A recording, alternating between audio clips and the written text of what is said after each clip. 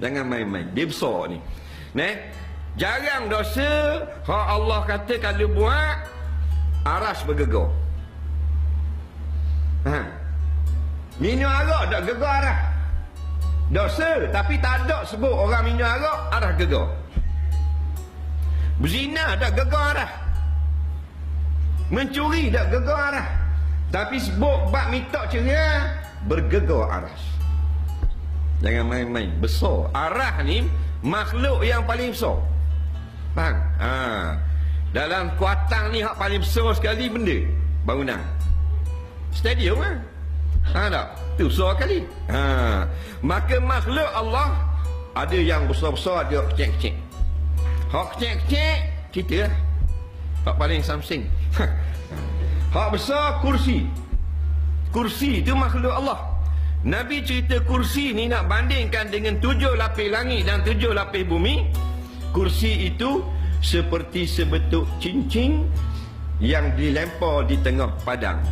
Maka cincin itu alam ini dan padang bola itu kursi. Dan arah ini kita ambil satu duit 10 sen, kita lempar dalam laut Cina Selatan. Maka duit itu kursi, laut itu aras. Nampak? Nabi tengok dah pada malam Isra' Mi'raj. Allah tunjuk ke dia. Barack Obama tak tengok lagi. Faham tak? Barack Obama tengok bola golf je. Tapi Nabi pemimpin hebat, Allah tunjuk arah. Sehingga macam-macam perkara pada malam Mi'raj. Betul tak? Besar. Jadi kalau arah makhluk yang paling besar bergegar hebat. Tapi dalam begitu hebat pun orang puang. Dan dia mari set, dia masuk setan. Tak jadi apa dia. Orang mari arah apa-apa semua. Dia kata tak baik awak tak bau syurga minta cirian. Biarkan.